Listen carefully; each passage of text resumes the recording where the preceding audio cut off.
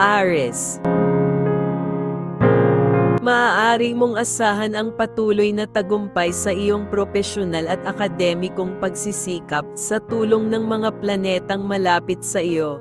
Gayunpaman, kailangan mong bigyang pansin ang iyong kalusugan, dahil maaari mong e-promote ang iyong sarili at magpatuloy lamang sa iyong gawain. Kapag ramdam mong madalas kang ikumpara sa iba, malamang na alisin mo ang mga hadlang sa iyong tagumpay. Maaari mong maramdaman ang optimistiko at maranasan ang pagsisikap hanggat kaya mo. Sa iyong buhay pag-ibig, maaaring humigit pa ang iyong nararamdaman dahil mas magnetic ka ngayong buwan ng Pebrero. Ang iyong Pebrero ay nangangako ng paborableng relasyon. Ang mga walang asawa o karelasyon ay maaaring makahanap ng pag-ibig. Ang ibang may mga asawa ay may potensyal para sa isang kasal. Taurus. Ang mga toxic na pattern na hindi nakatugon sa iyong propesyonal na kapaligiran ay ipapahayag. Maaari ka ring may malaman ng mga balita na mabigat sa iyong kalooban at maaari mong maramdaman ang isang pagbabago o cathartic. Gayunpaman, pinalalawak mo ang iyong isipan upang magkaroon ng mga pag-uusap na magpapalakas sa iyong kalooban. Ang iyong buhay pag-ibig ngayong buwan ay maaaring maging mas handa na makipagkompromiso at makipagtulungan, nahahantong sa mas maayos na relasyon. Maaari ring maging mas madali sa iyong ipahayag ang iyong saloobin ng mas malinaw, na makakatulong sa paghingi mo ng pabor sa iyong relasyon ngayong Pebrero.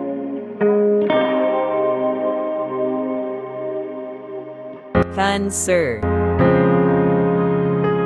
Ang iyong buwan ng Pebrero ay maaaring maging mahirap. Maaari kang humarap sa isang kaguluhan sa iyong karera na salungat sa lugar ng iyong trabaho at hindi pag-abot sa iyong mga layunin.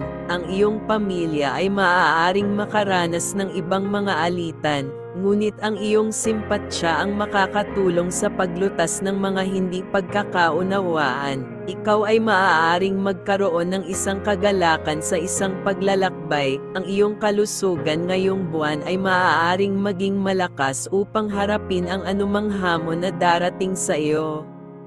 Ang Pebrero sa iyo ay maaaring bumuo ng isang bagong relasyon na magdudulot ng kaligayahan, at matatapos sa kalungkutan. Maaari ring muling sumigla ang iyong lumang relasyon o makatanggap ng isang panukala mula sa isang taong mayroon pagtingin sa iyo. Maaaring lumalim ang isang pagmamahal na hahantong sa isang eksperimentong sekswalidad. Leo. Ang mga Leo ay mayroon mapusok na pag-uugali. Ngayong buwan maaaring pabigla-bigla ka sa iyong mga kilos kaysa sa karaniwan, ngunit maaari naman itong humantong sa isang ideya at malikhaing tagumpay.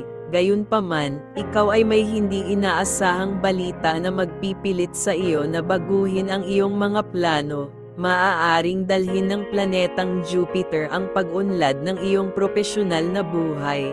Madying maingat sa iyong diskarte sa buhay, lalo na sa iyong pananalapi. Para sa iyong tagumpay, maaari mong itakda sa isang entablado ang pag-iisip ng paglago sa pamamagitan ng isang propesyonal na grupo at pagsunod sa iyong pinuno ng kaisipan. Ang iyong buhay pag-ibig ngayong buwan ay palalakasin dahil sa iyong pagtuon ng atensyon sa iyong relasyon. Batay sa iyong tiwala sa kasalukuyang relasyon, ikaw ay hihikayat ng mas malalim na koneksyon. Ang tila sirang relasyon ay muling bubuo ng higit pa sa kung ano ang mayroon ka ngayon. Virgo. Isang buwan ng pagtutok sa iyong pagsisikap, pagpapabuti at pagpapalawak. Magiging mas madali sa iyo ang paggawa at pagpasok sa isang walang katiyakang mga desisyon na magdudulot ng potensyal na mental stress, pagkabalisa, hindi pagkakaunawaan at pagtatalo. Gayunpaman, ang buwan ng Pebrero sa iyo ay ang pag-unlad din ng iyong organismo. Maaaring maging isang tool at ideya ang iyong paghahayag at makakatulong sa iyo na matupad ang iyong mga pangarap. Maaaring maging magandang panahon sa iyong buhay pag-ibig ang buwan ng Pebrero para makipag-ugnayan muli sa iyong partner, mag-enjoy at magkaroon ng quality time na magkasama. Sa ibang banda, magkakaroon kayo ng maliliit na away at pagbabago dahil sa kanyang pagiging sensitibo at mga insecurities. Gemini. Mangingibabaw sa iyo ngayong buwan ng Pebrero ang pagiging positibo sa larangan ng iyong karera. Maaaring mapahusay ang iyong potensyal na pananalapi mula sa suporta ni planetang Venus.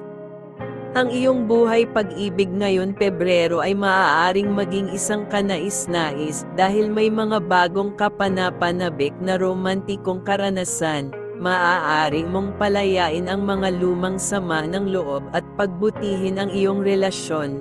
Mas sabik kang ipakita ang iyong pagmamahal sa isang espesyal na tao. Ang iba naman ay maaaring makatagpo ng isang taong tutugma sa kanilang inaasahan at magmumungkahi sa kanila ng isang pagmamahal.